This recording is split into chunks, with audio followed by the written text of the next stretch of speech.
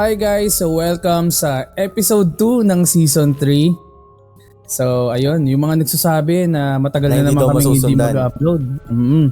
Ito na. Ayan, upload tuloy agad. Tapos next time, yun ang hindi natin alam. Baka pinadama lang. So ayun, ito nga, before tayo mag-start, mag-thank you muna tayo sa nag-send ng super chat sa YouTube last premiere natin. Ano yung chinat? Actually, hindi, ano lang naman, parang nag-send lang siya ng emoticon. Hindi ko maalala pero super chat siya. Hindi ko nasabihin yung amount, pero maraming salamat sa admin natin na si Tuti. Ako, pag hindi pa naman sinasabi yung amount, malaki yun for sure.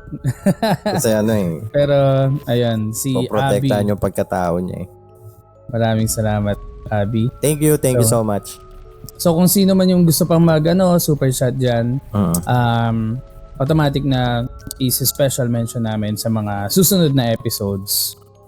Ayun. Mali mo si Tuti ulit. So, kada episode si Tuti, no? Oo. So, yun. Ano ba mga nangyari nung nakaraan? Maraming salamat pala kasi yung YouTube video, no comeback video, pati yung Spotify episode ng comeback namin, nasa more than 1,000 na views and streams. Oo, kasi akala natin since matagal yung interval nung last na upload tsaka nung comeback, magiging konti lang yung views, di ba? Pero marami rin, doon natin napatunayan na marami palang nag-aantay at saka marami nag-aabang. Ayun, salamat sa mga nag-antay ng sobrang tagal. Sana worth it ang pag-antay nyo. Pero syempre gagawan din namin ng way para maging worth it talaga yon. At hindi na natin patatagalin pa. Oo, kasi marami nag-aantay ng mga mga... Tingnan mo? Wala. Tingnan mo? Lagi talaga akong nabubulol. Nabubulol lang ako dun sa Pinoy Urban Legends. Basta talaga may R. Pag magkakasunod-sunod. Hindi ba nga nag-uumpisa nabulol ako agad. Pero at least this time, alam ko na Purenaria pala. Hindi siya Puneraria. Diba? Purenaria yung dati. Oo. At ang ano kasi noon, hindi, sige, ganito. Hahanapin ko yung original post doon sa may pinagkunan ko. Titinan ko kung sino sa amin yung mali. Kasi feeling ko, yun yung original na text. Kaya, yun din yung binasa ko. Pero ang pagkakatanda ko kasi kinorek ko na yun Pero ba't ganun? Ba't ganun pa rin yung kinalabasan? It's either mali yung pagkorek ko or maling-mali talaga yung pag-post. Anyways, yan. Okay na nga. Mag-proceed na tayo sa unang kwento natin. Dahil last episode na una si James, meron akong pinipare na kwento dito. Actually, hindi ko siya nabasa. Purenaria. Tukol siya sa Purenaria. Tamang pronunciation. Ngayon. Ito nga, yung kwento na to, paano ba? Napanood ko siya. So, hindi yan submitted? Maalala. Ha? Yung ikukwento mo ngayon is hindi submitted. Hindi siya submitted Sige. Napanood ko siya na... Hindi, ito na lang, unahin ko. Yung napanood, pareho ko silang napanood yung dalawang ikukwento ko ngayon. Yung una is, short story siya na mapapanood nyo to sa YouTube and familiar yung kwento nung pinanood ko, pero nung pinanood ko siya dun sa format niya, nagandahan ako sa kung paano yung ginawa. Baling kwento is, merong isang lalaki. Ang title nito is Into the Night. Familiar ba sa'yo yan? Hindi ako familiar dyan. Pero, hindi natin alam kasi baka binigyan lang ng title. Pero sige. Naku-curious din ako. Pero ito kasi, siya, short film talaga siya. Ang title ng short film na nito is Into the Night. Merong isang lalaki na galing siya ng trabaho. Pagod na pagod siya. Tapos, habang pauwi siya, pumunta siya sa parking lot. Medyo umidlip siya ng konti kasi nga sobrang haba nung araw niya. So, ginawa niya, idlip siya ng konti kasi magdadrive siya pauwi. So, gusto niya muna na makakuha ng kahit sobrang konting pahinga lang bago umuwi. Para hindi siya makatulog habang nagdadrive. So, umidlip siya like 30 minutes and then after... wala namang nangyaring kakaiba. Natulog lang siya, nagpahinga lang talaga siya. After nun, nag-start na siyang mag-drive. Yung biyahe niya galing sa office niya pauwi sa bahay nila would take around 45 minutes. So, medyo late na. Naalala niya na nag-text yung asawa niya early on na umuwi ng maaga kasi magpe-prepare siya ng dinner para sa kanilang dalawa. So, after nun, pauwi na siya. Nagda-drive siya, di ba? Kalagitnaan ng biyahe niya, medyo napipikit siya, alam mo yun? Yung nagma-microsleep ka. Kasi sobrang antok siya eh. Yung, alam mo yung na-experience ko yun yung sa sobrang puyat ko, yung bigla ako nakatulog ng siguro 1 segundo lang, tas parang bigla ako naalipungatan. Ayun. Minsan nga ako, pag nag-microsleep ako, minsan parang may nanaginip pa ako eh, tas ang bilis lang pala nun. So yun, after nun, nagma-microsleep siya pero nagigising siya. Nagulat siya kasi merong isang instance na pagka-microsleep niya, nagising siya agad kasi para siyang merong nabangga. So, medyo nagdahan-dahan siya. Pagtingin niya, may nakita siyang gumulong na katawan. Okay, so para talaga siyang may nabangga. Meron siyang nabangga. So, syempre siya, kinakabahan siya. Hindi niya alam kung anong gagawin niya, so, hindi siya huminto. Dumire-diretso siya. Gusto niyang takasan yung nangyari. Kasi pagod na siya, stress na siya, tapos parang siguro lahat ng yun dumating sa point na parang ayoko na ng stress. Didiretso na ako. Tsaka syempre pagka ganyan, yung alam mo yung naalipungatan ka, hindi ka kagad makakapag-isip ng tama niyan. Parang ganun na nga yung nangyari sa kanya. So, dumire-diretso siya pa uwi. Wala namang sumunod sa kanya. And then, ayun. Pagka uwi niya, kumatok siya sa pintuan nila. Tapos, walang sumasagot. So, iniisip niya na baka naghahanda pa yung asawa niya. Kasi nga, di ba, magpe-prepare ng dinner. Meron siyang spare key na nasa ilalim ng bato. Lumalapit sa kanila. Alam mo yung mga ganun? Uso yun sa ibang bansa eh. May spare key. Kinuha niya yung spare key. Tapos binuksan niya yung pinto. Siyempre, medyo nagigilty pa rin siya. Iniisip niya kung ano yung nangyari talaga. Dumiretso siya sa shower. Naligo siya. Tapos, habang naliligo siya sa shower, iniisip niya na, ano kaya nangyari? Ano kayang napatay ko ba? Yung nabangga ko? Totoo ba yung nakita ko? Or parte lang yon ng guni-guni ko kasi wala ako sa wisyo. Kulang sa tulog. Kulang ako sa tulog, parang ganun. So after nun, may kumatok habang nasa shower siya. Kumatok po yung asawa niya, sabi niya, Han, nakaprepare na yung pagkain, baba ka na. Tapos, binuksan niya yung pinto. Pagbukas niya ng pinto, nakatungo lang yung asawa niya.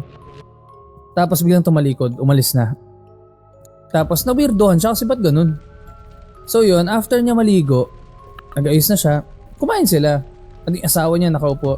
Pero yung weird doon is habang kumakain yung asawa niya is nakatingin lang sa baba. Na parang sa isip-isip niya, anong nangyayari? Anong meron? May nagawa ba akong kasalanan?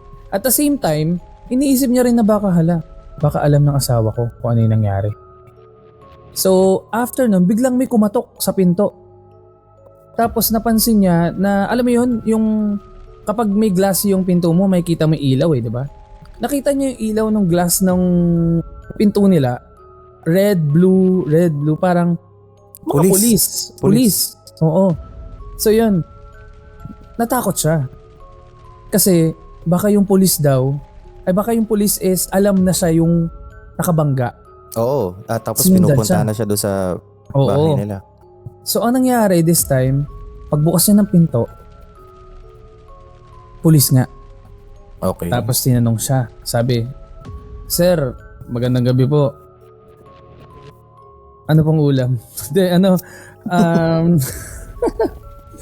siya kung, Sir, kasi may aksidenteng nangyari dito malapit sa inyo. Meron pong nasagasaan. Tapos, kakauwi nyo lang po ba? Sabi niya siya, opo, kakauwi ko lang sir. Saan po nangyari yan? Tapos sabi, sir, wag po kayong magugulat kasi malapit lang dito. As in sobrang lapit, parang dinadaanan nyo pa uwi talaga to. Tapos, pero sir, may babalita sana ako sa'yo. Yung nasagasaan po kasi, is yung asawa nyo. Tapos, nagtaka siya ngayon. Sino yung nandito? Sa pagtingin niya doon, sa kitchen, sa dining area nila, pagtingin nila, walang tao. Walang tao. So parang, alam mo yung emotions, lahat bumuo sa kanya. Kasi naghalo-halo. Una, nakita niya asawa niya na nandun kanina. At the same time, malaki yung chance or tama talaga siya sa naisip niya na siya yung nakabangga sa asawa niya. So after nun, hindi na lang siya nakapagsalita and then nagtataka na yung pulis. Tapos, ayun, doon na natapos yung kwento. Na parang, hindi ko alam kung ano nangyari sa kanya. Pwede siyang nabaliw dahil dun sa nangyari. Pero, ayun, nasa YouTube yan. Kung gusto nyo i-check yung video, Into the Night siya. Tapos, ang gumawa si Chris Goldade. Marami siyang mga horror shorts din. Pero isa to sa mga medyo... Actually, isa sa napanood ko na nagandahan ako. Alter? Kung gusto niyo check nyo. Sa Alter? Alter yung yung channel? Hindi. Chris Goldade talaga. Okay. Chris Goldade. Wait lang, double check ko lang. Baka kasi baka kung ano sabi kong Alter. Check ko lang kung talagang Alter ba yung nandun sa... Baka ibang Alter yan ha. Alter sa kung saang platform yan. Hindi kasi ang alam ko, yung Alter na mga short films channel. din na horror. Oo, tama ako. Hindi pa ako nagma-microslip. So ibig sabihin na yun. Alam mo yung alam mo na tuklasan ko na speaking of mga short horror sa YouTube. Ang dami palang mga horror movies na galing sa mga short horror stories. Kasi ang meron yung pinakasikat Lights Out, diba? Lights Out, diba? Oo. Na nanalo siya ng award dati. Tapos nagkaroon siya ng solo na movie. Nagkaroon pa nga ng cameo yung bida na babae doon, diba? Tapos natuklasan ko na ang dami pa pala. Katulad ng alam mo yung analog horror, yung Skinamarink? Meron yung mas sa YouTube. Meron siyang mas maiksing version. Title? Hindi, iba. Na nakalimutan ko. Kaya natuklasan ko na lang yon kasi nung nilabas yung Skinamarink na movie, nagtatalo yung community. Kasi ang dami nagsasabi na na nakakatakot daw talaga siya. Tapos marami din nagsasabi na nakakaantok siya sobra. Well, sinubukan ko siyang panoorin. Nakakatakot nga talaga yung vibes niya at saka yung style niya since analog horror. Pero sobrang bagal. Alam mo yung mas mabagal pa siya dun sa mga tinutukoy kong slow burn. Kasi 5 minutes, 10 minutes walang nangyayari. Tapos kakabasa-basa ko ng mga opinion ng tao about doon. May nag-comment na if masyado kayo nahahabaan dyan, panoorin nyo na lang yung original na pinagkuhaan yan. Tapos doon ko nalaman na ibig sabihin short horror pala to dati na naka-upload sa YouTube tapos ginawan lang ng mahabang version. Pero pinanood mo yung short? Hindi rin. Kasi parang iisip ko, pwede ba talaga na panoorin mo yung short tapos makuha mo na yung buong kwento ng long? Kasi may ganun di ba? Feeling ko kasi bawas yung build up Kasi doon pag sinubukan mo na bang panoorin yung Skinamarink? Hindi pa. Alam mo yung may 10 minutes na walang nangyayari. As in, walang dialogue? Ano lang, sounds. Alam mo yung mga static na sound, tapos visuals lang. Ganun lang. 10 minutes straight na ganun? Hindi, exaggeration na lang yun. Exaggeration na lang yun, pero parang ganun yung feeling mo. Parang kang nakababad ng 10 minutes tapos walang nangyayari. Pero, subukan ko, bigyan ko siya ng chance. Unahin ko muna yung short. Kasi yung short mga nasa 20 minutes or 30 minutes. Ang talaga nakakatakot lang kasi doon is siya. Yung atmospheric nga yung dating nung movie. Pati yung sa movie mismo? Oo, sa movie. Pati yung yung may killer na swimming pool. Night swim. Wait lang. Oo. Night swim. Napanood ko yan. Night swim yan. May short horror. Meron din? Tapos ginawan lang na mahabang version. Okay. Okay din. Na-enjoy ko din yun, Night Swim. Pero hindi, sakto lang. Last year yan eh, no? Oo. So, Grabe kasi yung ano, no? Yung, hindi naman sa ano. Hindi kasi, nadala na ako dyan pag ginagamit yung pangalan ni James Wan. Pag produce lang, hindi ako masyado nagtitiwala. hindi. Pag-produce Oo. lang. Mm-mm. Pero ano ba? Si James Wan, kilala siya as director? Director una, tapos naging producer na lang kasi 'di ba nagkaroon siya ng sariling ano, parang ang alam ko yung Blumhouse or yung Atomic Monster Ah. kay James Wan ata yan na production. Kaya pag under Teka, so Blumhouse, si James Wan pa ba? O writer siya doon? saan? Ang So. Ayan ang hindi ko na nasilip. Kasi akala ko nga dati Oo. yung Conjuring tsaka yung Insidious na na mga sequel is si James Wan pa rin. Yung pala hindi na. Kaya pala yung Conjuring Part 3 hindi ko nagustuhan. Hindi na pala Iba si na, James Wan. hindi na ata Oo. siya eh. Tapos Tingnan yung natin. yung Insidious 5. Sino nag-direct nun? Si Patrick Wilson. Siya na? Yung gumanap mismo ng Ed Warren. 'Di ba? Kaya pala. Teka, tingnan ko. Kasi ito nga, ang So, director si James Wan.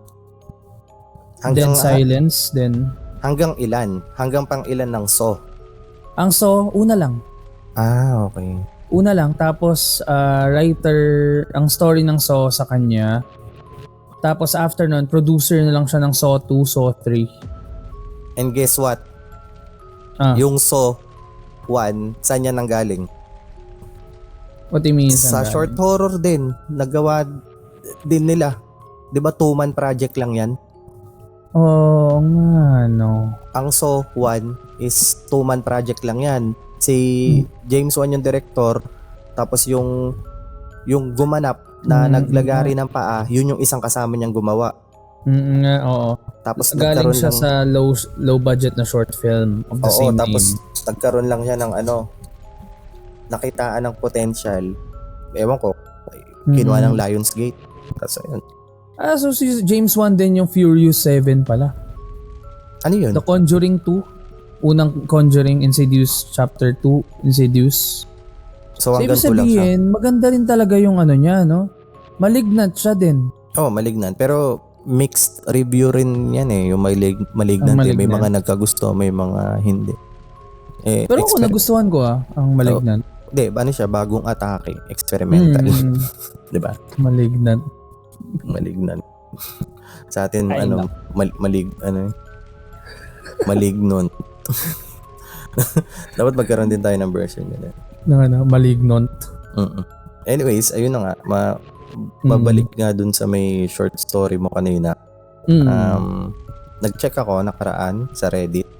Diba? Sa mga nakikinig siguro, tambay din kayo ng subreddit na No Sleep. Kasi ang dami kasi mga horror stories doon. Tapos tinignan ko yung pinaka-top na story. Karamihan kasi ng mga pinaka-top na story doon is na-share na natin sa mga previous episodes natin. May bagong pinaka-top na story pero hindi ko piniling i-share ngayon kasi paano filter mo pala doon pag nagtatap ka? All time? Oo, top all time.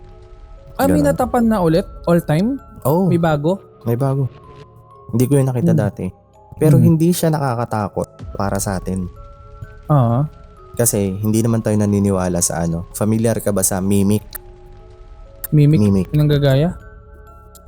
Kumbaga, mas malala pa siya sa doppelganger. Kasi ang doppelganger, nakikita mo lang. Hindi yan nakakapagsalita. Diba? Sa either parang nakita mo lang na kamukha niya. Pero sa US, naniniwala pa sila sa Mimic. Yun may talaga. movie pa nga yun dati, di ba? Mimic? Yung ba related ba yun doon? Hindi. Or related ba to sa Body Snatcher? Hindi din. Ang napanood ko na movie na related sa Mimic, yung No Head. Napanood mo ba yan? No Head? Hindi. No Head. Ganyan. Ang alam ko lang, yung sunod, yung remake. Ano ba tawag dyan? Ano ba yan? Remastered. remake. Anyway, so yun na kaya. Hindi ko siya napiling ikwento kasi hindi siya nakakatakot para sa atin. So, malaking part naisip ko, kagaya nung napag-usapan natin nakaraan na malaking factor yung age. Para mas naisip Pero ko na binasa mo? Oo, binasa ko. Hindi talaga nakakatakot? Hindi ko pa nga nagets nung una eh. Hindi ko siya nagets nung una. Pero yan ba yung share mo ngayon? Hindi rin. Basta ang parang pinaka-summary niya lang is nakakita siya ng nagti-Tinder siya. May nakilala siyang isang guy. Inofferan siya ng $700 na sahod for a month. May uutos lang sa kanya. Kailangan niya lang sundin tapos walang contact. I mean walang mangyayari sa kanila. Tapos siya naisip niya na good deal, di ba? Pwede, $700. 700 times 58, 40,000 yan sa Philippine peso. Ang laki, di ba? Kailangan niya lang sundin yung utos nung lalaki na kausap monthly niya. Monthly. Monthly Okay. yan. Ay hindi, per task ata. Gawin mo to? 700. Ganun. Laki nun, di ba? Okay. Too good to be true. Noong una, sinubukan niya. Kasi parang subok lang. Although natatakot siya kasi baka kung ano yung paggawa. something illegal. Yung iutos sa kanya, 'di ba? Ginagamit lang siya as kunwari, parang i-deliver mo to dito sa ganito. Ginagamit lang pala siya as drug mule. Oo, parang gano'n. Yung unang task niya parang gano'n yung inutos sa kanya. May pinapuntahan sa kanyang bahay. Kailangan lang siya may pick up na package tapos dalhin niya dun sa bahay ng lalaki. Pero lagi siyang may binibilin yung lalaki. Ibinibilin niya na every time na papasok ka sa pinto, ilalak mo. Pag lumabas ka, make sure din na ilak mo. Hindi mo pwedeng makalimutan yan. Parang ganun yung binilin niya. Nagtuloy-tuloy ang daming task. Kumikita siya pera, okay naman ganyan. Tapos hindi naman siya napapahamak. Na lang siya nung parang pinaka-last last ng task. Ang daming inutos sa kanya, parang punta ka sa bahay ko, make sure yung bilin ko, lock, ganyan. Tapos bawal ka nang mag-entertain. Pag may kumatok man na tao, 9 PM onwards, hindi mo pwedeng sagutin. Buksan mo lang yung TV, ganyan. Daming inutos. May mga nakalimutan siyang gawin kasi ang dami nga naman. Pero pagising niya na umaga, nakita niya yung na-meet niya yung Tinder date niya. Nakita niya based doon sa picture sa Tinder, nakita niya. Kinabahan na siya. Pero mabait naman, kinausap kasi siya, pinagluluto siya. Pinagluto pa nga siya ng almusal, ganyan. Tapos ang pinaka-twist nun, nasa vacation pala yung lalaki nag-uutos sa kanya. Parang ganun. So, kaya ako hindi ko nag-get. Sabi ko, ano yun? Sino yung nandun? Yun nga, mimic. Mimic yung yung nag-uutos sa kanya? Hindi, mimic yung namit niya dun. Hindi, mimic yung namit niya dun sa bahay. Kasi nga, may nakalimutan siyang isang task kaya nakapasok yung mimic. Parang ganun. So, ibig sabihin, yung nagbibigay talaga ng totoong task is yung nasa bakasyon. Tao talaga, nakabakasyon. Pero may na-meet kasi siya dun sa bahay na akala niya yun na yun. Yung pala mimic lang, ginagaya siya. Ginagaya yung nagbibigay ng utos sa kanya. Ganun. Diba? Sabi ko, nung binabasa ko, tas late ko na na-get, sabi ko. Siguro para sa mga tao sa US, nakakatakot to. Kasi naniniwala sila sa mimic tayo, hanggang doppelganger pa lang tayo. Hindi pa tayo nagle-level up Wala pa tayo sa may level ng mimic. Pero baka siguro yun nga ang pinagkaiba ng mimic. Kasi yung mimic baka pwedeng makausap mo talaga or may gawin talaga sa'yo. Oo, yun nga. Tapos yun yung katauhan, di ba? Ano pa lang tayo? Nasa ano pa lang tayo? Mic level. Yung nakakaubo pag ginamitan mo ng straw. Anyways, yung next kong story, ayun na yun. Yun na yung story ko. Hindi, biro. Yun na ba yun? Anyways, ano pang may idadagdag ka ba muna habang hinahalungkat ko yung story ko? Ay, sige. Actually, pwede ako magbasa ng isang story. Ay, may submitted ka dyan. Sige. Meron ako dito ipasok submitted na, ang tagal na nito actually. Sinend niya to sa atin before. Pero kasi medyo may problema kasi yung picture na isi-send niya or i-include niya dun sa kwento is medyo sensitive.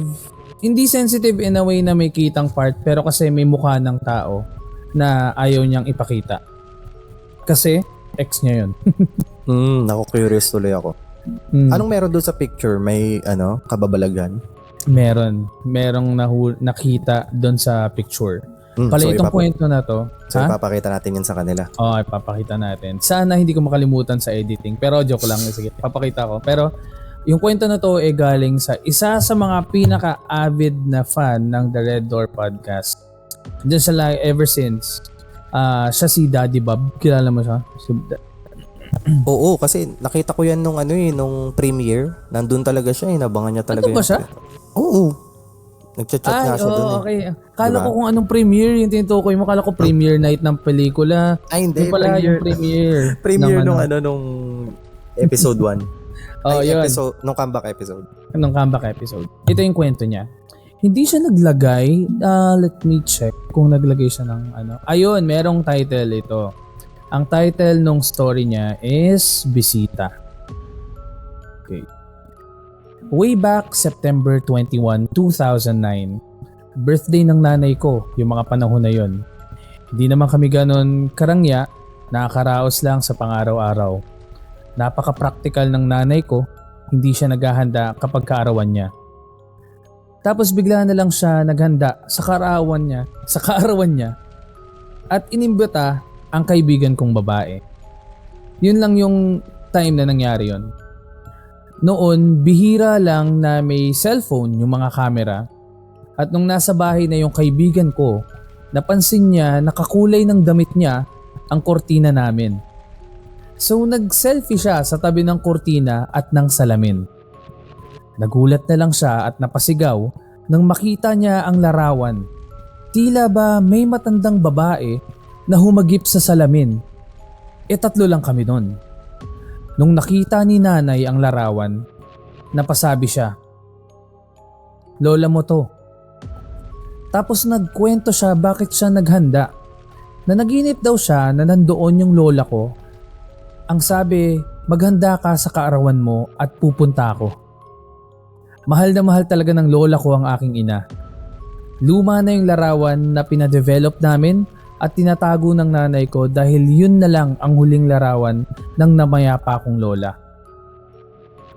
Ako na ang nag-blurred dahil baka makalimutan mo. Yun yung sabi niya sa atin, Daddy Bob. So yun, ito yung picture sa mga nasa Spotify. Parang ayaw gusto niyo makita. Parang ayaw tignan. Wag mo ipakita sa akin ngayon. Titignan ko na lang pag na-edit na to. Kasi matutulog ako eh. So ako hindi makakatulog ganun. Pero yun nga. Dito, if-flash ko yung picture, yung mga nasa Spotify kung gusto nyo makita to, panoorin nyo sa YouTube kasi may video. Pero, pwede rin. Kung gusto nyo makita, on nyo lang yung video sa Spotify. Pero ito na nga yung picture. Ito. Ayan ay kung gising pa kayo. Sa part kasi nakakatulog pala sila. Oo, di ba? Kasi nakakatulog na. Pero yan, sa picture, i-describe ko Itong picture na to makikita mo na merong na andun nga, magkakulay nga yung damit ng babae tsaka nitong kurtina. Yung kurtina tsaka damit ng babae na sabi niya kaibigan niya pero kwento niya sa akin ex niya daw yan. Sorry na di ba? Pero yun. Tapos makikita nyo sa upper right, meron ngang nakasilip. Medyo malabo lang yung picture dahil nga baka lumang cellphone camera yung gamit. Pero makikita nyo, ito yan. Makikita nyo na meron ngang nakasilip na babae. Kayo yung mag-decide, guys, kung ano yung tingin nyo. Pero based sa kwento ni Daddy Bob, yun nga. Maraming salamat sa pag-share. Ayan, thank you so much. Alam mo kung ano nakakatakot dyan? Hindi pwedeng sabing double exposure lang or something na na may ibang tao doon kasi sinabi nila na lola daw yung itsura, Oo, yung mukha daw. kinonfirm eh. Oo, tapos wala na, matagal Mm-mm. matagal lang yumao, 'di ba? Yun yung nakakatakot na part doon. Kaya nga sabi ko ayoko muna siyang makita. Kaya nga Titingnan ko sabi na lang ni, sa edited part. sabi ni Daddy Bob, ex niya daw yun. Baka yun yun, no? After nakita, ayoko na, break na tayo. Pero yun. Sorry Yun Daddy pala Bob. yung, na, yun pala, Paps, yun pala yung ka-Tinder date. Tanungin mo Mimic. kung kumikita siya ng 40,000 a month. Yun, namimik pala. Oo. Eh yun, ang ginagawa nila doon, namimicture. Ayun, ikaw. May kwento ka na dyan? Meron, pero medyo, di ko alam kung matatawa ka rito. Kasi pinahapiawan ko siya ng basa. Naalala mo yun na pag-usapan natin nakaraan. Na may mga stories na medyo Wattpad yung dating. Oo, okay. So kapag ganyang klase ng kwento, kailangan mong Wattpad din. Yun nga alam namang hindi tayo katulad ng iba na yung kayang magmatanda na. Yung umalis na kayo sa baryo na ito. Yung nag-iiba-iba ng boses. Sobrang sobrang bilib na bilib ako sa mga ganun. Sino nga ba yung mga yung mga horror podcast din na ganun yung style nung pag-narrate nila. Campfire. Hindi ko alam kung ginagawa to ng Book of Bad Ideas. Kasi yung lalaki, si Steve, hindi ko alam kung nag-iiba siya ng boses si Steve. Pero si Nix, alam ko yun yung boses niya, yung character lang nag-iiba. Pero si Steve, parang feeling ko nagbabago siya ng boses. Hindi ko lang alam Hindi ko lang alam. Pati meron pang isa, 'di ba? Yung kwentong takip silim ba or campfire stories. Basta parang gano'n yung Si Campfire, alam ko kwento lang ba ata siya. Hindi ko lang alam Si Takip Silim ata. Si kwentong Takip Silim. So ibig sabihin marami sila sa team. Kunwari may ma-assign sa boses ng babae. Alam ko, di ba dati meron tayong nakasama na parang magre-record dapat tayo. Si Takip Silim ba yan? Hindi ko nga maalala Shoot, sa sobrang tagal nating inactive. Oo, si Ralph. Di ba si Ralph yun? Na binigyan niya tayo ng mga lines. Diba? Oo, kasi hindi natuloy dahil busy ba tayo nung time na yun? Tama na. Hindi ko na alam ang gagawin ko. Pero ang galing. Kumbaga grabe yung dedication nila kasi mahirap yun Para din silang yung alam mo yun, yung mga voice actors. Oo. Gusto ko rin dati magganyan kaso wala akong future sa ganyan. Tsaka ang hirap niyan, speaking, no? Hirap niyan, Tops. Kasi ang iniisip natin, kunwari, naririnig na natin yung boses. Akala natin nagsasalita lang sila. May action pa pala yan. Di ba? May friend tayo na nag-voice si Mac. Doon ko nga sa kanya nakikita yun Pero hindi lang yun. Hindi. Ang naisip ko, aside from Mac, is yung si best Gail. friend natin. Oo, si Denise. Si Gail. Pero kasi hindi ko pa siya nakita mag-action Sino? Hindi ko pa nakita yung behind the scenes niya kung rin ba siya. Si Mac kasi di ba nagpo-post siya ng mga video niya, nagre-record. Kasi di ba talagang meron ka bang impression ni Mac dyan? Hindi, kasi nakikita ko siya na pagka talaga kunwari ang ginagaya niyang boses is malaking tao, naka-formang malaki din siya Hindi siya yung naka-normal lang na na parang magbabasa lang, papalitan. Feeling ko nakakadagdag din syempre sa Uy! Naka rin siya alam mo yung parang yung katawan niya naka-formang malaki din siya. Ganun, galing. So paano kapag maliit ka na? Hello, ako nga pala si... O yun, nakuha mo. Ang ganda. Nakuha mo. Na parang medyo naging kaboses mo dun si yun? Yung akala mo yung sa TikTok na akala mo lalaki. Sino? Sina Tito Mars tsaka si Tito Abdul. Tito Mars tsaka si Tito Abdul. Ano kasi yung ko? Hi sa inyo. Kung sakaling madadaan kung sakaling mapanood nyo to. Sana makasama namin kayo minsan. Yung duo nyo. Ayun. So anong teka lang, yun? Kanina ko pa napapansin. Ano yung nakasabit sa mo? Ay, hindi. Card yan. Sinend sa akin Christmas card. Okay. May greetings. Sinend sa akin. Ano yan? Parang lucky charm. Lucky charm. So ito, kinabahan ako sa'yo Um, Akala ko may nakikita kang Hindi nakasilip. Buti nga ito, binalik ko na yung mga laruan sa likod. Buti, wala pa namang natutumba. Dahil inayos ko para hindi sila matumba. Kaya nga eh. Nasaan na iba? Alin? Di ba ang dami nung dati? Wala, binabuy and sell ko yung iba. Pag natumba, no? Pag natumba, okay, wag ka na. Hindi ka pala nakakatayo ng benta ka na. Anyways, yung story na babasahin ko sa inyo ay may pinamagatang shortcut road.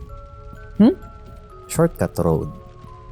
So medyo kamukha nung parang kamukha nung una mong kinuwento pero hindi. Tinatahak namin ang shortcut road sa pagitan ng Silang Cavite papuntang Alfonso. So lasing na sila? Nung una naman ay hindi nakakatakot kasi maraming motorista ang nakakasabay. Bali, bago lang ako sa lugar na nadaanan ko. Dahil itong kumpare kong driver na nagmamaneho ng multicab ay nalasing ng husto. O tama nga ako, di ba? Sabi ko na, nalasing nga sila kasi papuntang Alfonso. Nandoon siya nakahiga sa likod. Umiinom din naman ako pero hindi nagpakalasing dahil nga alam kong hindi magpapaawat ang kasama ko sa pag-inom. Ako nga pala ang konduktor ng kaibigan kong nalasing na. Inaya kasi kami ng isa naming kaibigan dahil kaarawan nito. Biruin nyo, dumating kami, umagang-umaga pa. Kaya ito, madaling araw na habang tinatahak ang rutang hindi ko pa masyadong gamay. Iwas huli dahil kolorum pa ang sasakyan. Sa totoo lang po ay namamangha ako sa daanan dahil parang dumadaan lang ako sa bitukang manok ng Quezon. May mga mangilan-ngilang tulay ang nadadaanan. Dahil may malalalim na ilog, may malalaking puno na litaw na ang mga ugat at ang mga kawayan na parang kumakaway dahil hinhangin. Ang problema lang talaga ay madilim dahil bukod sa liblib ay tinipid ang ilaw sa daanan. Hindi ko maiwasang mag-isip ng kung ano-ano ng mga oras na iyon. Posible kasi na bigla na lang may magpakitang white lady o may mga malignong naririnig ko sa mga kwento. Pero kaagad ko iyong inaalis sa isip ko. Mga 20 minutos pa ay may nadaanan akong kabahayan. Halo-halo ang uri ng mga bahay. May mga bato, kahoy, kawayan at marmol. May mga poste rin ng ilaw. Kahit na mahina lang ang liwanag. Kitang-kita ko pa rin ang mga tao na nasa labas. Opo, tama kayo nang narinig. Marami silang nakatayo sa labas ng mga bahay nila. Matatanda, mga babae at mga bata. Iisa lang ang direksyon ng mga tingin nila. Sa direksyon lang namin. Unti-unting lumulukob sa akin ang sindak ng oras na iyon dahil sobrang kakaiba nila. Ginigising ko ang kasama kong naghihilik pa rin. Eto na, Paps. Pre, gising na. Gumising ka, pre. Halos mangiyak-ngiyak na ako ng mga sandaling iyon. Pakiramdam ko rin ay ang bagal ng oras. Idagdag pa ang bagal ng takbo ng sasakyan dahil paahon. Ang iniisip ko ay baka may okasyon sila sa barangay nila.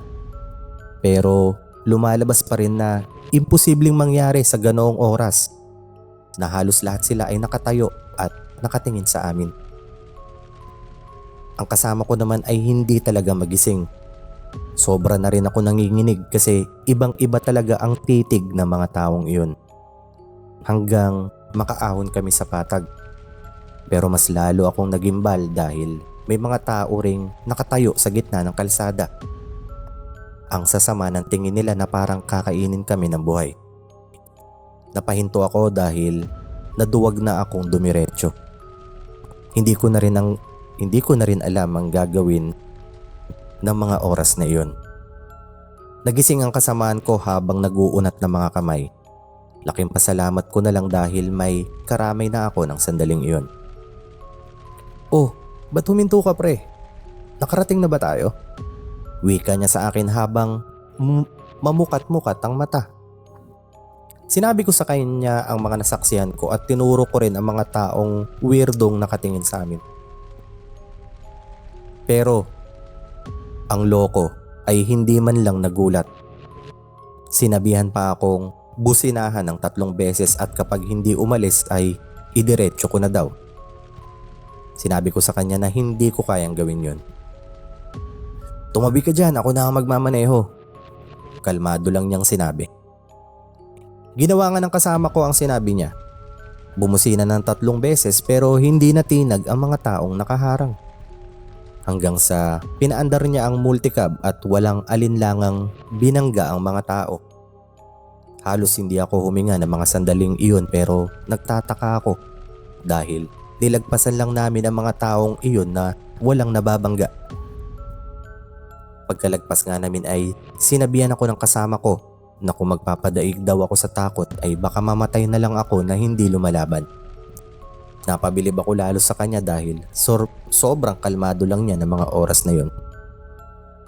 Pagdating namin sa kanya-kanyang bahay ay dun pa lang ako nakahinga ng maluwag. Napapaisip na lang ako kung sino ang mga multong iyon.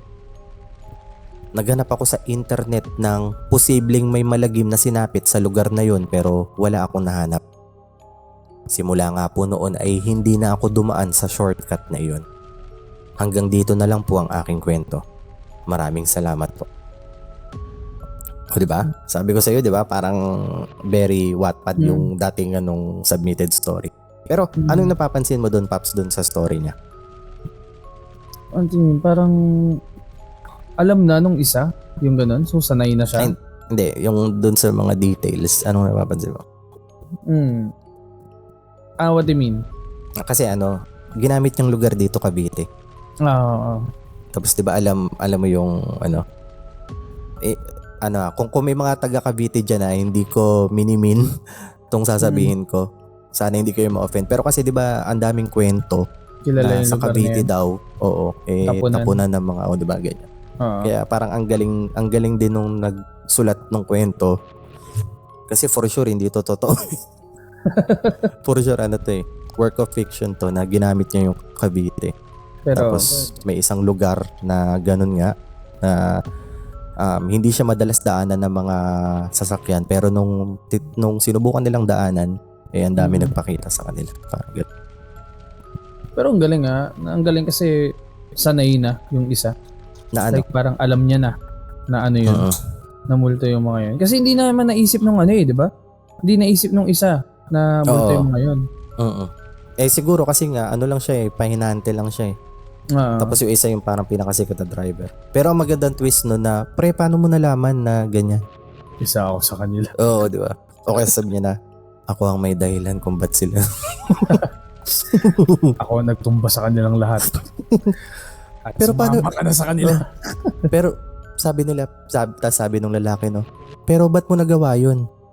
Kasi binusinahan ko na ng 3 beses, ayaw pa rin umalis. Doon pala talaga nag-umpisa, no? Oo. Ang tigas ng ulo nila. Kaya diniretso ko na. Kaya pala... So yung mga nauna pala, hindi multo. Kaya pala alam niya rin kung ano yung gagawin, no? Kasi nagawa niya na nung una. Oo. Kaya tapos, pre, may isang tumunog. Hayaan mo lang yun. Next time, wala na yan. Ay, may isa pa. Cold-blooded. Ay, may isa pa. Hayaan mo next time, tatagos na lang tayo. No. Last time, wala yun dun Sorry, excuse me. Ay, nako. Imbis na yung katatakutan naging likod kasi masyado nung natin nung isip natin napupunta pa sa ganun. Anyway, so yun na nga. Pero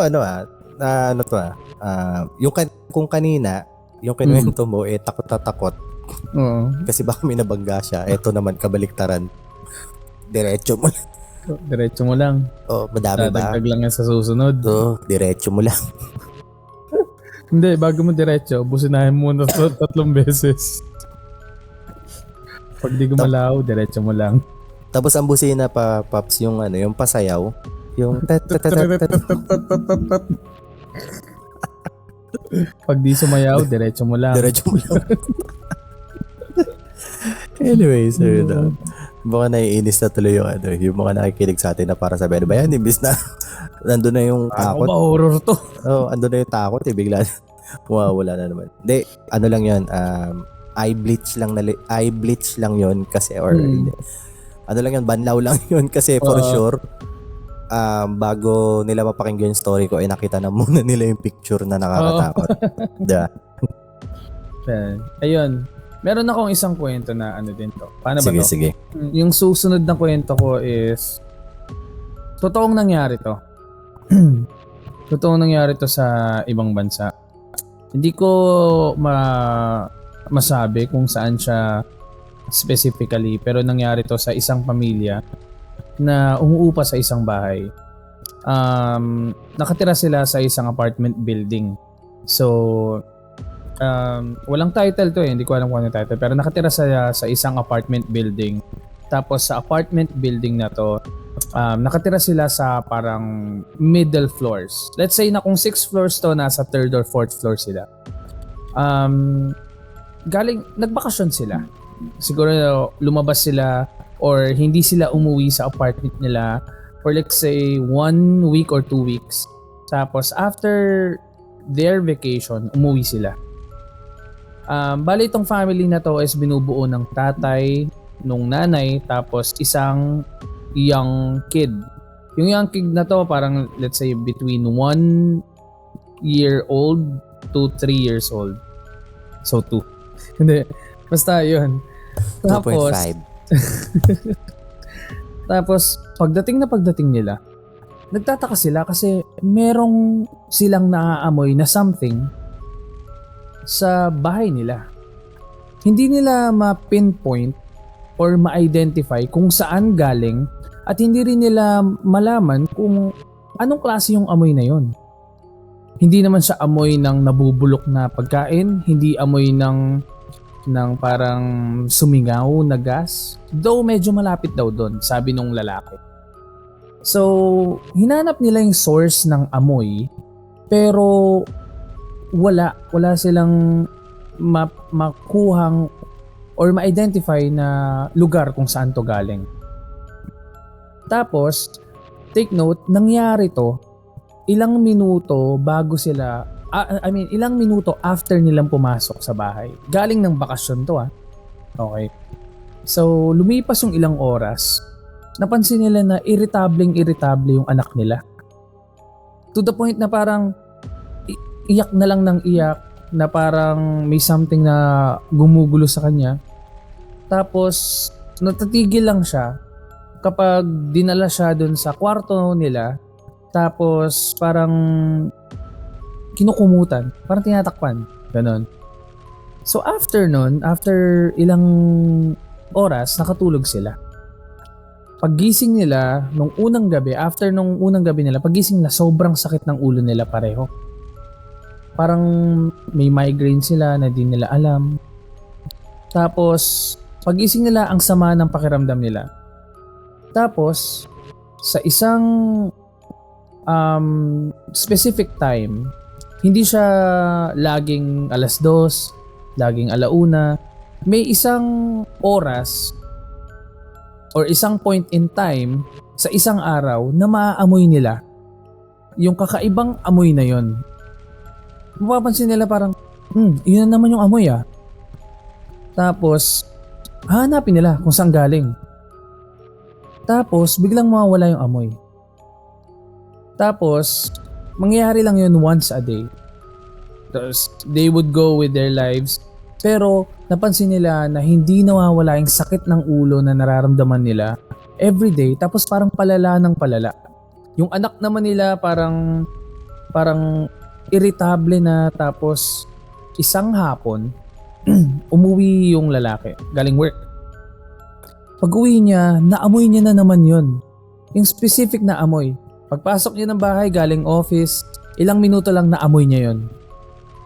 Tapos, hindi niya alam kung saan. So, ang ginawa niya, pumunta siya sa baby kasi narinig niyang umiiyak na naman. Napapadalas yung pagtatantrums ng bata, tapos parang may sakit na. Nagulat siya kasi pagpunta niya sa kwarto, itong bata na to is umiiyak. Kinuha niya galing sa crib. Pagkuha niya pagkukuha niya sa crib, nagulat siya kasi nalaglag yung buhok ng bata, parang nakakalbo na. Tapos pagkakuha niya, may madaming buhok na naiwan sa crib. At the same time, meron ng bald patch yung anak niya. So, after nun, pina-check na nila sa pediatrician yung anak nila. Ginawa ng blood test, pina-check yung lahat ng pwedeng i-check. After nun, inconclusive lahat ng results.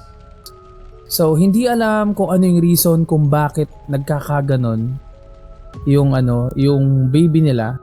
Tapos, lumipas pa yung ilang araw na at one point in each day, maaamoy nila yung kakaibang amoy na yon. And then after, parang sumasama yung pakiramdam nila. Tapos napansin nila after a few days na natatanggal na din yung buhok nila. Unti-unti. Parang nahuhulog na yung buhok. Tapos itong lalaki, isang araw, naamoy niya ulit yung amoy na yon. This time, hinanap niya na parang, teka lang, kakaano lang ng amoy, lumipat na siya, hinanap niya kung saan talaga nanggagaling. Napansin niya na parang galing sa pinto nila. Ngayon, chinek niya yung pinto nila. Pagka-check niya ng pinto, napansin niya sa baba na parang may maliit na awang.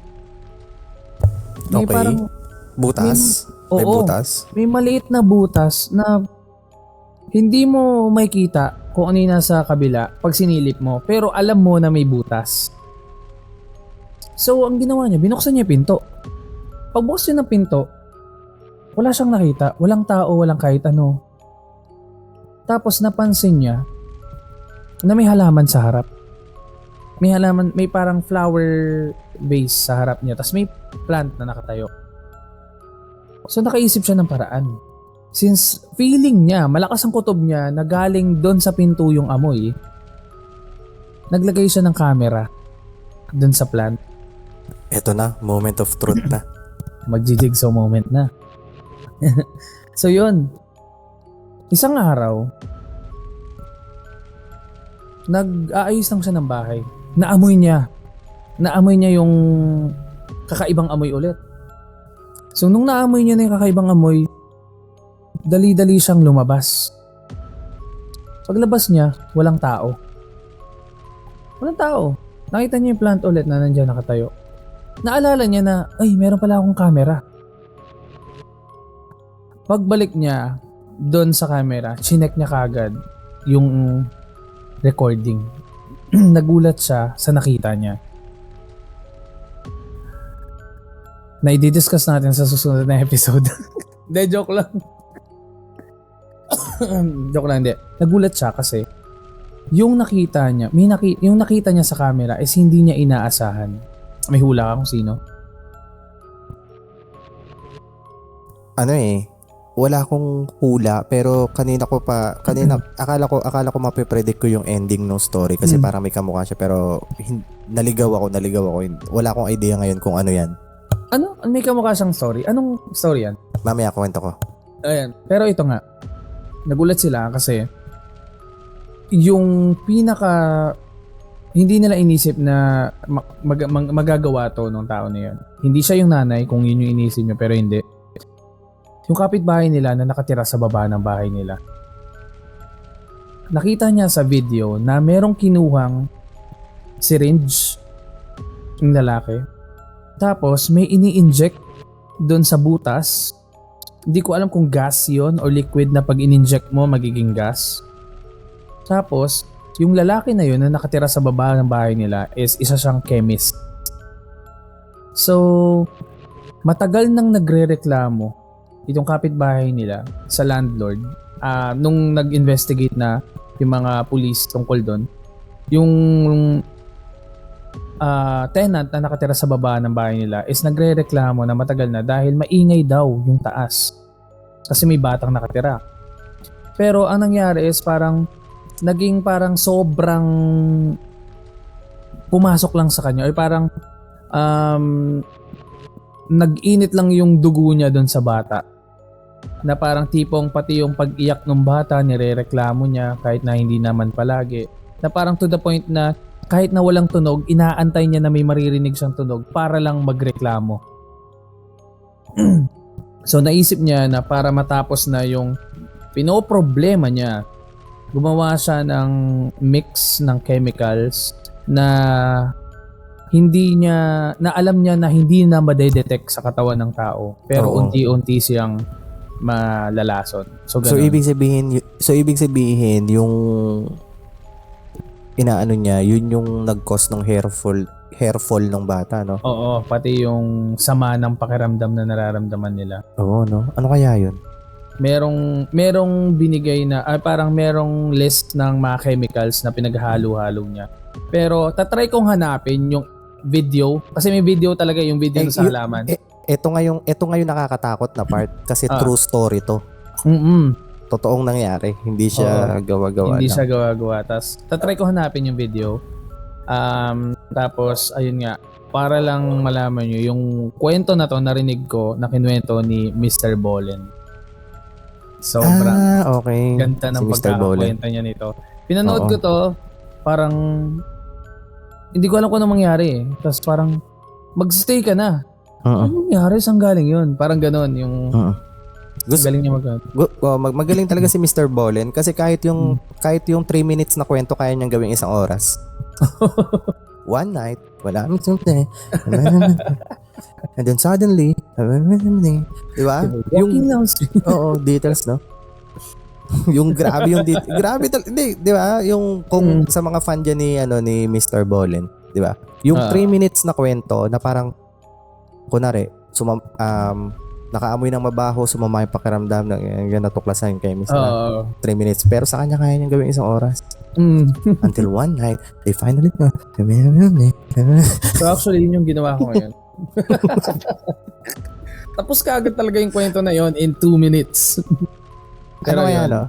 Buti walang no? Wala. Hindi lang, gawa ng local version ni Mr. Bolen, no? Ang pangalan mo naman Mambobola o kaya Bolero, di ba? Mr. Bolero. Ako nga pala si Mr. Bolero. Bakit? Kasi lahat ng mga kwento ko punong-puno ng pambobola. Yung 3 minutes kaya kong gawing 1 hour. Dadagdagan ko lang na maraming details. Pero nakita ko yung nakita ko yung behind process the scenes. Yung process. Mama niya kasi is writer. So yung mama niya nagsusulat ng script. Kukuha ng story, mama niya nagsusulat ng script, bibigay sa kanya yung script, tapos may i-edit pa rin naman siya kasi gusto niya yung style ng pagkwento is Mr. Bolen style, kung paano siya mag-style ng kwento, kung paano siya magkwento. Tapos ayun na. Sa kanya i-shoot. Pero grabe, ang galing niya magkwento. Parang compelling na tipong kapag na-hook ka niya, talagang hanggang dulo. Oo, no choice ka eh. Na parang 40 minutes na, sabi mo na, kung ano ba to? Diba? Hindi, kamukha, yung sinasabi ko na kamukha niyang kwento is yung isang eksena sa Grudge na movie.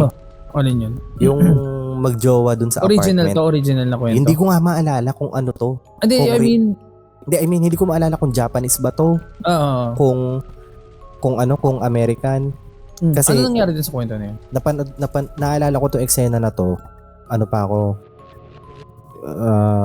Binata. Hindi ko pwede sabihin bata pa ako kasi binata pa ako. So matagal na to. Mga 20 years ago na to. Or basta ang naalala ko eksena doon, sa apartment may magjowa.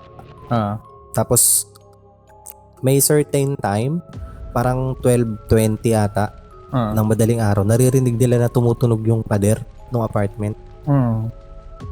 Tapos pag tumama na talaga yung oras na yun, tutunog talaga yung pader na yun. Tapos sinusubukan nga pakinggan ng babae kung baka nanggagaling sa kabila, pero hindi naman. Gabi-gabi yun. Tapos nung isang beses na umuwi yung lalaki, galing trabaho din. Kaya sabi ko parang kamukha eh. nakita niya na nakaano na yung girlfriend niya. Nakahang? Oo, nakahang na. Tapos tinutulak-tulak ng bata. Gagi. Si yung Toshio? Oo, tinutulak-tulak ni Toshio. Tapos yung paa, gumaganon-ganon sa pader. Tapos pagtingin ng lalaki dun sa may orasan nila, yung alam mo yung alarm clock na maliit na square, yun din yung oras, 12:20. Tumatama-tama. Tapos alam mo kung ano sunod? Ano? Ay, na gano'n na? Oo. Tapos, speaking of grudge, bago ko lang nalaman, Paps, na ang grudge pala ng Japan, dalawa. Ju-on the Curse at saka Ju-on the Grudge. Tingnan mo, may mas lumang grudge pa. Ju-on the Curse. Tapos Ju-on the Grudge. So, ibig sabihin... Magkaiba. So, ibig sabihin, hindi lang pala, mismong Japanese ni-remake din nila yung sarili nila bago ni-remake ng America. US. Pero grabe, pinanood ko yung may parang reels ako napanood na pinakita yung mga scenes ng Ju-on. Grabe, nakakatakot yung mga itsura nung ni Kayako tsaka ni Toshio. Parang hanggang ngayon, kasi di ba yung mata niya, tinag ko panoorin. Try ko nga panoorin ulit yun. Pero yung nakakatakot, Paps, na napanood mo, for sure, yan na yung Ju-on the Grudge. Yung Ju-on the Curse kasi hindi masyado eh. Pero same na idea yung sa may hagdanan na gano'n. Oo. Same na idea. Try ko tapos nga panoorin. parang yung isang cast doon sa Ju-on the Curse, nagkaroon pa siya ng cameo doon sa may Ju-on the Grudge. Sobrang luma na nung Ju-on the Curse. Wait lang silipin ko. 2002 ba yun? Parang... Ayan 2000 yung Ju-on the Curse. Tapos tinan mo. 2002 ba ang Ju-on the Grudge? Tapos tinan mo yung kaya ko dito. Iba yung itsura. Compared dun sa may... Tingnan ko nga. Ju-on the Curse. The Grudge. Ay, 2000 nga yung The Curse. Pero diba? Same yung director. Same director? Ibig sabihin ni-remake. Takashi Shimizu. Ibig sabihin ni-remake nila. Teka, remake ba o prequel to? Hindi. Kasi may prequel na sarili yung Ju-on the Curse Part 2. Tapos may sarili ding prequel yung Ju-on the Grudge. Pero grabe, ang taas ng rating sa Letterboxd nung Ju-on the Grudge. O ng Curse? Hindi, actually 3.4.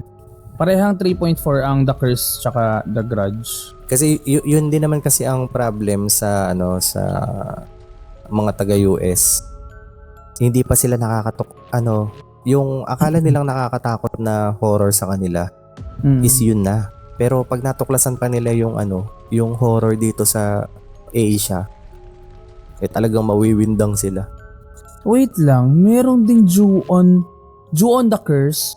Ju-on the Curse 2? Oo, kaya nga sabi ko, yung Ju-on the Grudge is hindi siya sequel ng Ju-on the Curse kasi may sarili siyang sequel.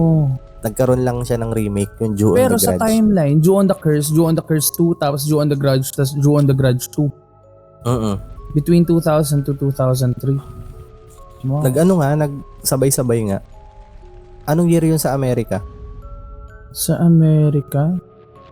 Hindi lumalabas dito sa Letterboxd Pero baka The Grudge lang ang title.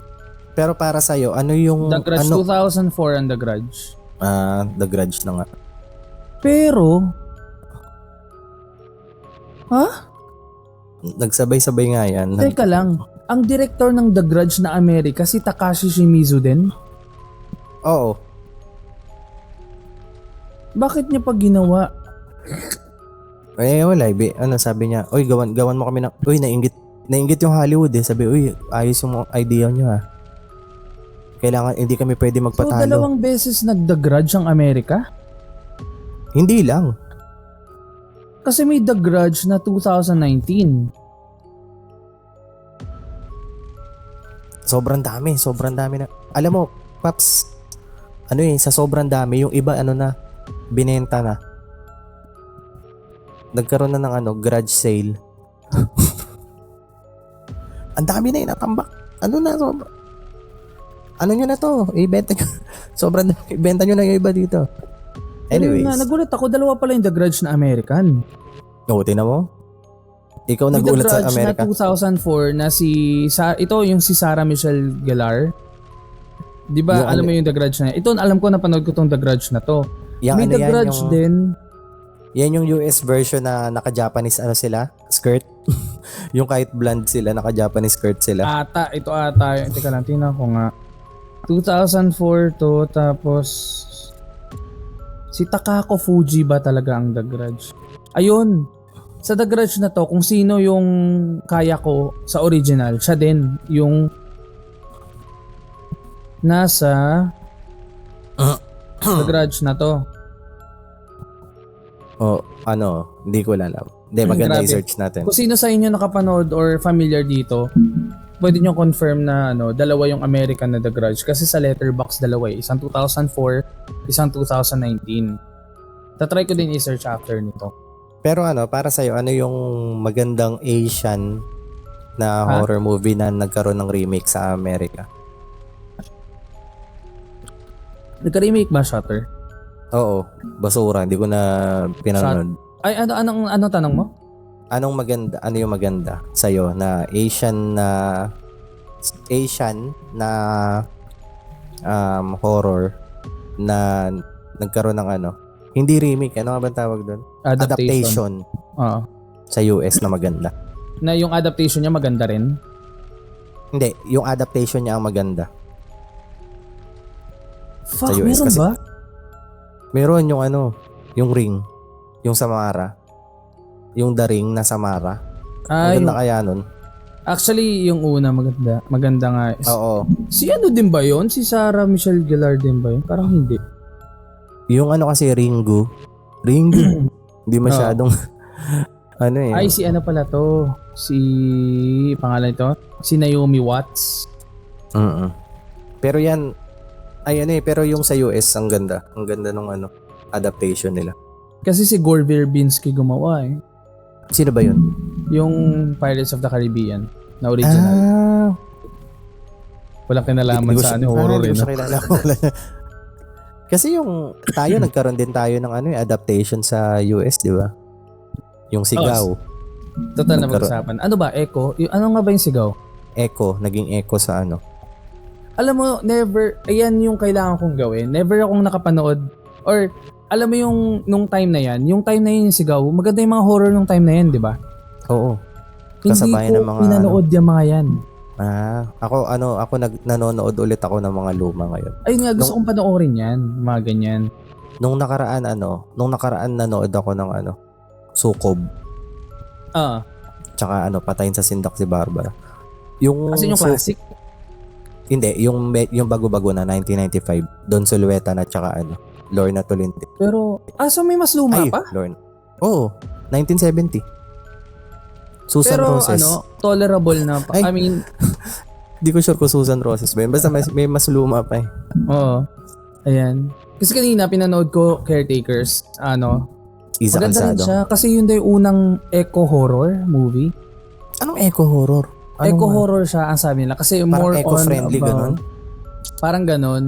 Pero ito kasi, eco-horror kasi about the nature, yung theme niya. Which is, naisip ko, perfect naman talaga sa Pilipinas kasi di ba mahilig tayo sa mga engkanto, sa mga... Oo. sa mga... Ano mga tawag doon? Mga diwata, mga ganyan, di ba? Kasi ano yan eh, sa nature nakakabit. So parang ganun yung theme ng kwento niya. Nakakabit doon sa... May theme siya ng... tawag doon, pananakop ng dayuhan. May mga theme siya na... May maganda yung social commentary niya tungkol sa... Tawag doon sa preservation ng nature. So para sa'yo, sino ang scream queen ng Pinas? Si Chris Aquino o si Isa Calzado? Sumisigaw ba si Isa? Sa doon sa Sigaw. Sa sigaw. Sigaw. Pero ngayon kasi parang sino na ba yung pwedeng... Pero teka lang, ito bago tayo isa sa mga pinaka memorable sa akin sa film na to, sa Caretakers, bata ulit. May pinanood tayo, teka lang nga. Nanay tatay na panood mo? Hindi. Hindi. Basta nanay tatay, sobrang commendable yung performance ni Elia Ilano. Kilala mo siya? Hindi rin. Hindi, nakita mo na to. Baka sa pangalan lang hindi mo mano. Sobrang commendable ng performance ni Elia Ilano doon. Dito sa Caretaker, sobrang galing ni Althea Ruedas. As in, hands down. So parang iniisip ko, pagdating sa horror, yung mga bata ngayon na nakakast, sobrang galing. Dalawa na I can name off at the top of my head, yun nga. Si Elia Ilano tapos si Althea Ruedas. Sobrang watch out for these kids kasi sobrang galing. Inaanap ko yung Elia Ilano. Hindi, lumabas si Frodo. Elijah Wood. Elia. Anong pangalan niya? Elijah. Ano last name yan? Wood. Elijah Wood. Elia Anyway. Ilano. Basta yan, pag ipapadala ko. Yan naman ang gagawin. So ayan, yan ang gagawin ko. Manood ng mga bagong horror. Ikaw naman ang gagawin mo, manood ng mga luma. Kasi kanina may mga friends ako na kasama ko, nanonood ng Caretaker. Pinag-usapan namin, natuwa ako kasi alam nila yung mga shake, rattle, and roll. Alam mo, feeling ko yan yung pinaka-na-miss ko na hindi ko pinanood. Kahit yung mga medyo bago-bago pero para sa kanila, yung mga luma talaga na classic, maganda. Kasi daw. nga, napanood nila yun nung time bata na, sila. Oo, nung time na bata sila. Hindi nila pinanood yan ngayon. Tayo kasi hindi na natin ma-appreciate yan kahit anong node natin. Pero, may pinanood ako na appreciate ko Na luma, ano? Kay Manilyn, yung Undin? Village ng Aswang. Pang ilang shake, rattle, and roll yan? Hindi ko alam pero parang meron siyang kaibigan, in-invite siya dun sa village na yon. Tapos, yung village pala na yon, puro aswang yung nakatira. Okay. So ano yan? Oo. Shake, rattle, and roll yan. Ano ata yan? 4? Di, wala. Di, naalala ko lang yung ano. Doon kasi sa Kutob, na ano din ako, natakot pa din ako doon sa may entity kasi very unique yung entity kasi doon sa may ano bang Sukob. kwento ng Kutob? Ano yan sa luma na versions talaga yan Sukob o Kutob? Sukob. Sukob. Oo. Wala, ano ba yung tsura ng entity doon? Flower girl. Na hindi mo makikita yung mukha niya nung nagpapakita. Ang nakikita mo lang yung bulaklak dito tapos yung mahabang belo. Oo. Di ba parang never pa nagkaroon ng ganun. Siyempre, yung mga white lady, mga ano. Pero yung ganun, sabi ko very unique to Kaya nakakatakot pa rin. Kaso, nung nung mga last part na nung nagpapakita na ng mukha, medyo Ganun. Pero nung mga yung mga unang pakita niya, kasi ang itim-itim niya Tapos belo lang yung makikita. May CGI sa film na yun? Wala. Makeup lang lahat. Walang CGI doon. Kaya nga maganda, siya. Maganda. Kasi ang lakas din talaga makasira ng CGI para sa isang horror movie. Oo, lalo na kung bad CGI. Pero ito nga yung pinanood ko, may part na nagandahan ako doon sa effects. Kasi may part doon na parang, di ba sa atin, normally kapag halimbawa may lumutang, parang green screen yung gamit. Di ba? At saka may term sila doon, Paps yung halatang may tali sa movement. Oo, may harness. Oo, halata. May Kanina sa Caretaker, may isang scene doon na putik, sobrang ganda. As in yung, ayoko spoil basta may lumutang, tapos yung the way kung paano siya lumutang, ang ganda kasi parang totoo. Though medyo lumaylay pa rin kasi may part na, uy, ba't ganon? Parang may ganon. Kasi parang malyari. May ganon din Oo. Yung parang, yung paglutang niya? Parang ba? Crouching Tiger. Crouching Tiger, Hidden Dragon. Well, anyways, ayun na nga, napahaba tayo ng kwentuhan dahil sa mga horror movies. Pero okay lang yan since magkakaroon naman din agad ng episode 3 soon. So, any last words? Ako, siguro promote ko lang yung page ko. Ito, ipopost ko. Instagram ko, follow nyo ako, it's Tito Ian Lee. Tapos sa Facebook, Tito Ian Lee din. Kung hindi pa kayo naka-follow nyo ako. Nagpo-post ako ng mga movie reviews doon. And sa TikTok din, Tito Ian Lee. Yan. Check nyo. Ikaw, Tito James, alam ko meron kang ipopromote na bago. Oo. Nagche-check ako ng reviews ni Tito Ian kaso English. Uy, hindi yun. Hindi yung... Yung post? Oo, yung mga post English. Ay ako, yan. Di ba nung nakaraan sabi ko, i-follow nyo lang ako sa TikTok. At Tito Jamesu. Naisipan ko, para may na ano na rin ako ngayon, napa-plug. Ayan, gumawa ako ng Facebook page. Tito Jamesu din, search nyo na lang. Marami na siyang followers. Check ko kung ilan na. Kasi madami na to eh. O yan, 27. So, hopefully, sa mga nakakapanood nito, follow nyo ako sa Facebook. Search nyo lang Tito Jamesu. And by next week, baka 28 na siya or 29. Ayan. So, Tito Jamesu, TikTok, Facebook, Tito Jamesu, YouTube, Tito Jamesu din. Ayun. Ipa-flash din natin yan. Tito Jamesu, send mo sa akin yung infographic para ano. Okay. Pero, syempre, ayun na nga. Kung hindi pa kayo naka-follow sa Instagram din, kasi magpo-post kami dyan pag mayroong mga events or announcement ng new episodes. So follow nyo kami sa Instagram ng The Red Door Podcast page. Ito, The Red Door Podcast page. Medyo mahaba pero ito siya. Ayan, makikita nyo dyan. The Red Door Podcast page. Yeah. At syempre, huwag nyo kakalimutan sa mga bago lang na nakikinig dito, subscribe kayo dito sa aming YouTube channel.